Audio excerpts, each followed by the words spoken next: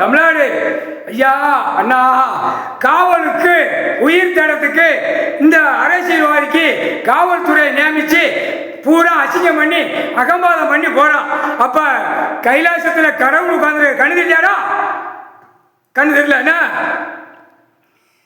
கடவுள் படைக்க ஒன்னே திருப்பி அப்படியே மாறிட கடிக்க விட்டுவார். இப்ப கடிக்க விட போறார். விட்டாச்சு என்ன கணக்கு மந்திரத்துல ஓடிட்டு இருக்கிறா?